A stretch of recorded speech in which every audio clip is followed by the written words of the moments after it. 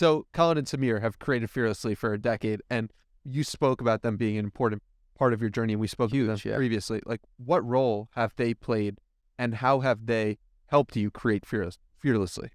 I think this is like the importance of like mentorship and stuff like that.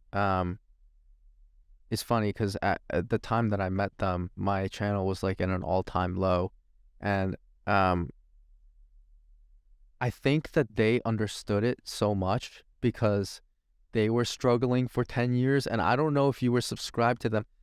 Um, I don't know if you were subscribed to them before they are Colin and Samir right now, but like I remember they were stuck at like 150,000 subscribers for several years. And I remember watching them and going like, if there's anyone, if I'm starting this YouTube journey, if there's anyone that I want to be, please do not let it be Colin and Samir.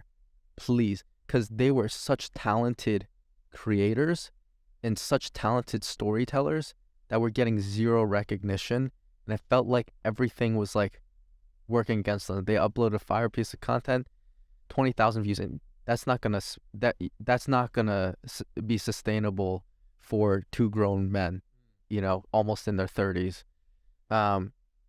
And seeing them break out of that shell and kind of prove me wrong, was really inspiring. And meeting them, I think they knew exactly what I was going through when I was getting like 7,000 views and everything. And they invited me to a bunch of events, and they let me write on the published press. And I think that also, like, having been with them, like, molded my channel in a lot of ways, because now my channel is like trying to build a resource for creators similar to Colin and Samir, but like in the more artistic sense. So the way that I explain my channel is like building a library of resources for the next generation of artists and creators, and helping them out more in the emotional side. And I think a lot of it honestly had to do with their advice that they gave me. And in some ways it's like a opposite of Colin and Samir now, because I'm making videos about the artistic side of the creator economy, and they're much more on the business side. You know what the funniest thing is that when I was at an event with them, like Colin literally was like, you are like the opposite, or you're like the anti-Colin and Samir, or you're like the opposite of us.